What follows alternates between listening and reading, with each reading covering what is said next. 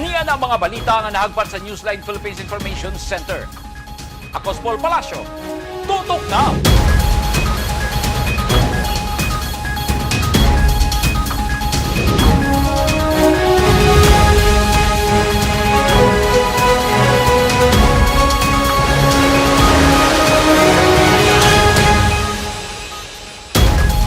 Sa mga headlines, bagong modus na diskubrihan sa Davao City Overland Transport Terminal, mga pasahero sa bus gipaigmat. SUV sa General Santos City gikarnap, sakyanan nabawi sa mga pulis.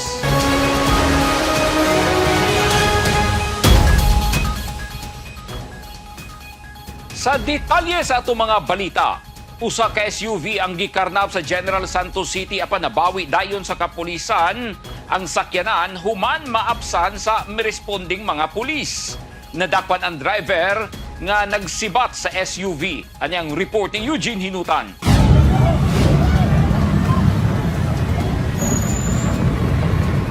Kini ang actual video sa gikarnap nga usa ka SUV sa Barangay Fatima, General Santos City, pasado alas 10 Biyernes sa buntag, Disyembre 5, 2025. Sa inisyal nga report, paspas nga na-recover sa Jensen PNP ang gikarnap nga sakyanan sa Purok Maunlad, Barangay Apupong ug ang karnaper posibleng musibat paingon sa Davao City. Nagtinabangay ang mga pulis sa pagbutang og kalso aron dili makapadagan sa sakyanan ang driver. Makita sa video nga gipuspusan pa og rifle ang windshield tungod kay nagmagahi ang driver dihang na corner na kini. Gibundakan pa og dagkong bato ang sakyanan. Gila sa kapulisan ang suspect nga si Jimar Alvarez Tabernal. Nakakustodiya na sa General Santos City Police ang suspect nga posibleng mapasakahan og paglapas sa Republic Act 10883 kod New Anti-Carnapping Act of 2016. Paspas nga narespondihan ang insidente tungod sa hiniusang pwersa ug koordinasyon sa 1201st COI Regional Mobile Force Battalion, City Mobile Force Company, Police Station 7, 5 ug 2 sa General Santos City Police Office ug Regional Highway Patrol Group Unit 12 para ng investigasyon sa kapulisan sa kaso ug ginasubay pa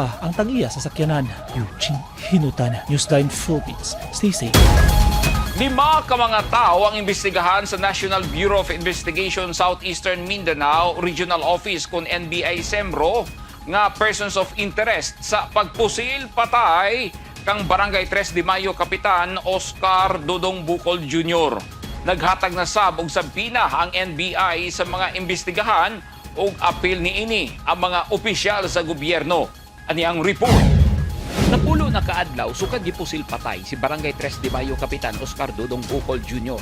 Samtang nag-livestream sa iyang Facebook account. Nga nahitabo niadtong Nobyembre 25, 2025 sa gabi nga nahitabo ang pagpapusil patay diyang adunay usa ka tawo nga nagsauli og lost and found nga pitaka.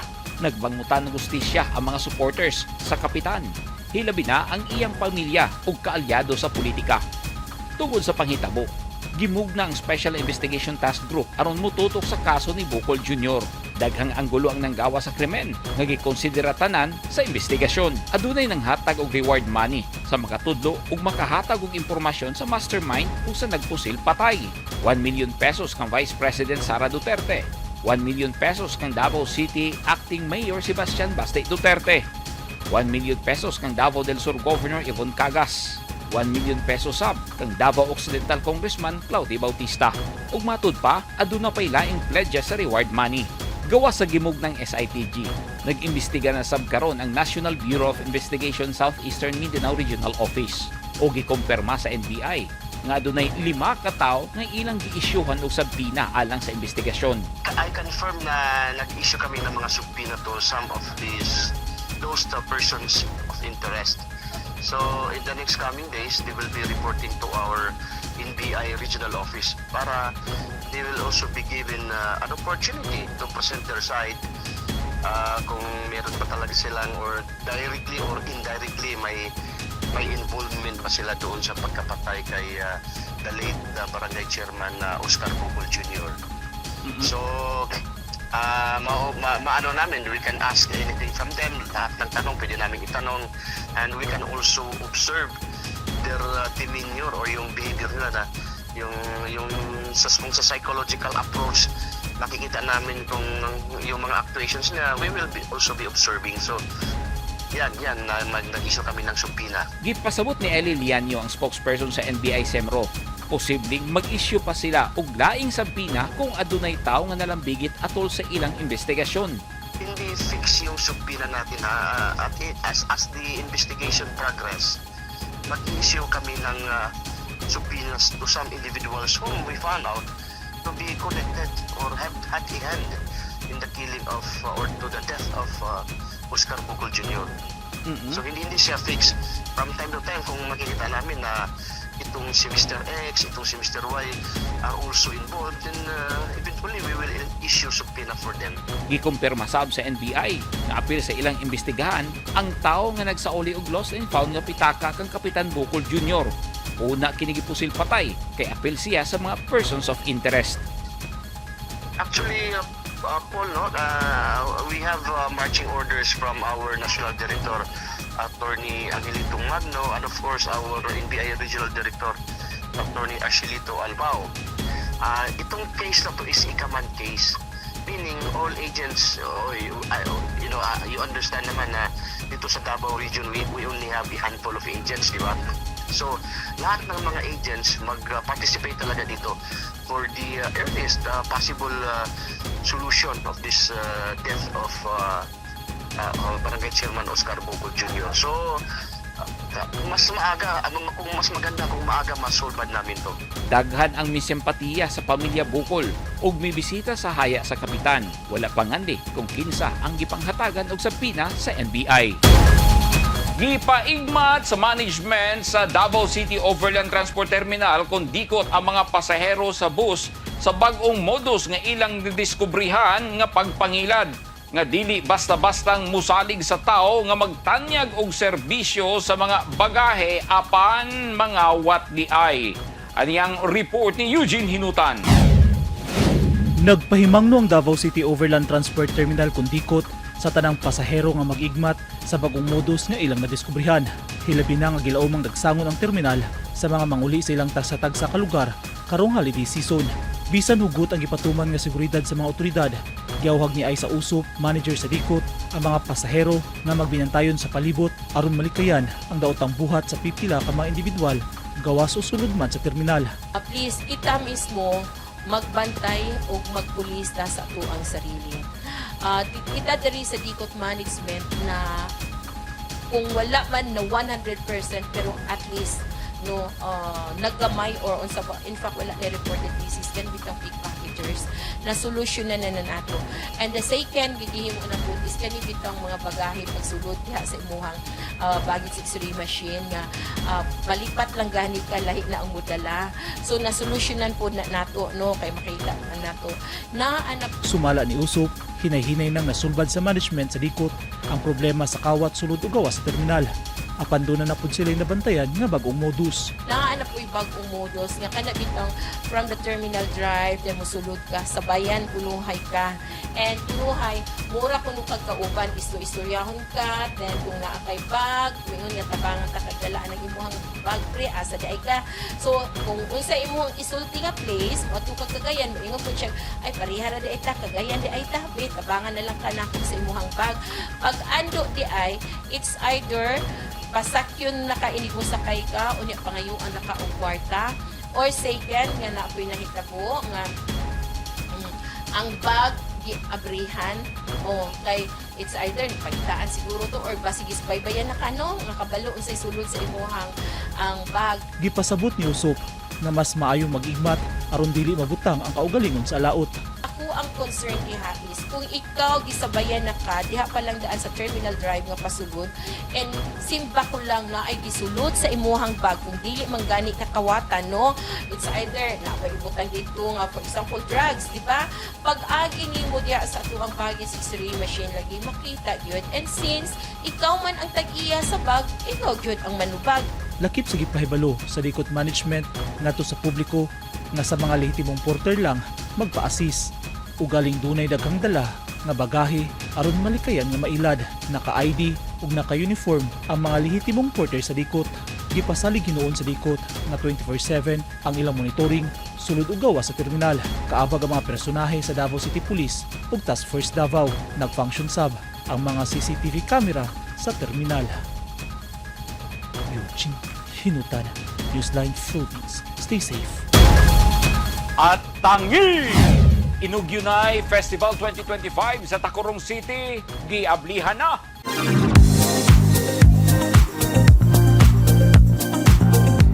Kasaligan, durable ug barato pa nga imported heavy equipment, construction materials ang imong gikinahanglan. Bisitaha ang Genie Import and Export Trading nga nahimutang sa Diversion Road ning syudad sa Davao. Duna usab sila showroom sa Barangay Lasang. Aduna usab sila branches sa Manila, Cebu, Cagayan de Oro ug General Santos City.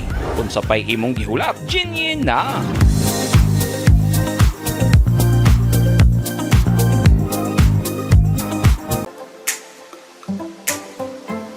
Hinumdumi, una kita mo pahawa sa atong panimalay, siguraduha nga natanggal na nimo gikan sa imong outlet ang blower, mobile phones, electric fan o uban pang gamit nga imong gisaksak. Siguraduha nga imong gipalo ang suga kadhuman nimo og gamit. Kinahanglang magpabiling safety og luwas ang atong panimalay. Kining tipid safety tips hatod kanato sa Davao Light and Power Company, usa ka kumpanya ubos sa Aboitiz Power Corporation.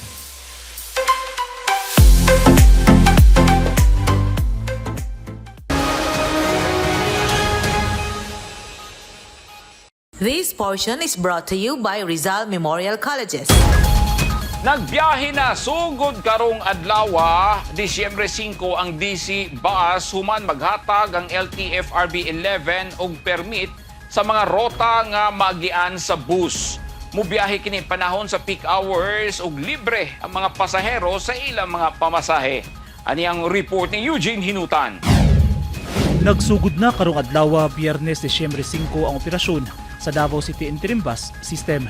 Napulo ka DC bus ang mibiyahe sa gihatag ng mga rota sa Land Transportation, Franchising and Regulatory Board kung LTFRB 11 ngadto sa lokal nga gobyerno ang special permit kagahapon.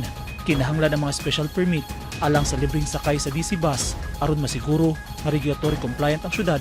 Sa balaod, inunman masigurong luwas ang mga pasahero sa ilang pagsakay.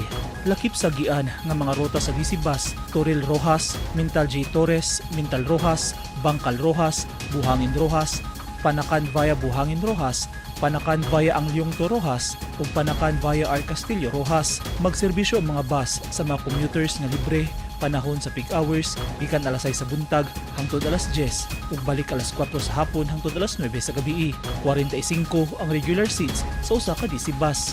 Doon nasab kini mga CCTV camera alang sa seguridad sa mga pasahero ug automated passenger counter aron mas dali ang pagmonitor sa mga musakay.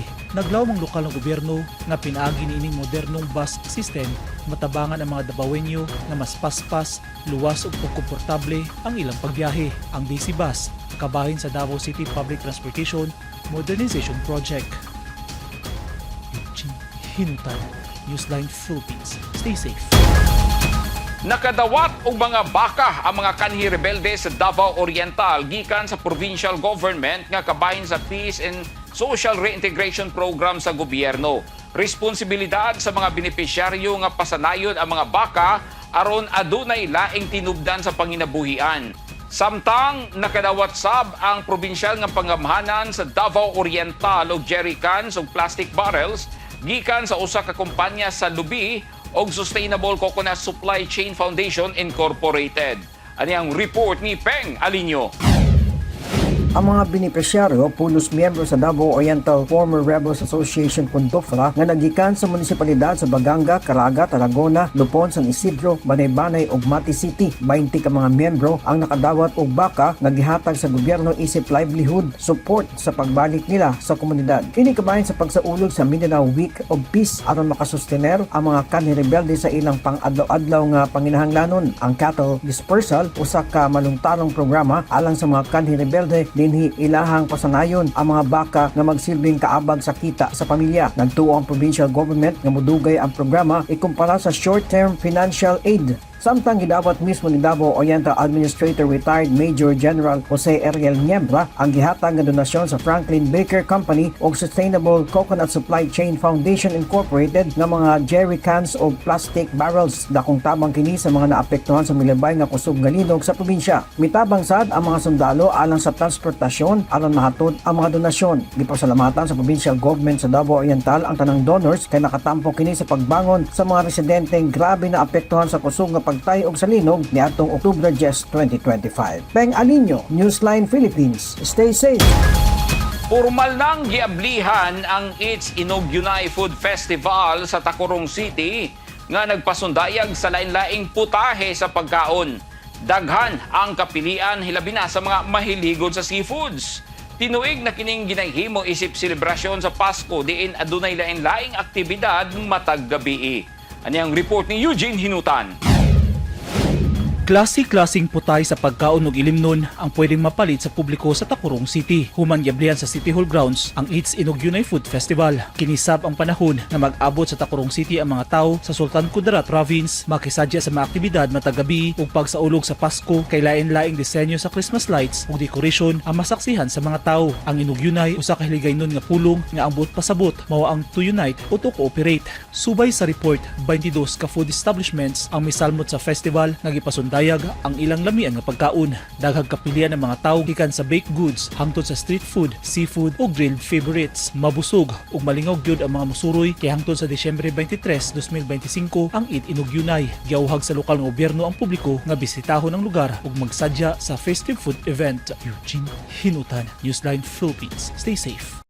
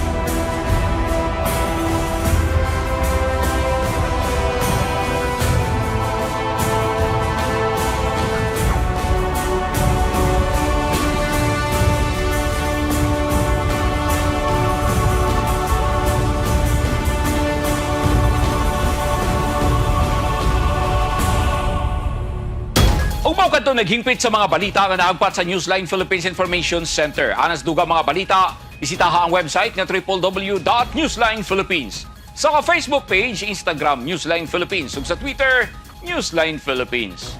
Kung adun na mo'y mga balita o impormasyon sa inyong tagsa-tagsa ka mga lugar sama sa sunog ug baha, mamahimo ka na ninyong i-share pinaagi sa Newsline Messenger. Masundan usab ninyo pinaagi sa pag-subscribe sa YouTube channel sa Newsline Philippines. Ako si Paul Palacio. Daghang salamat and stay safe!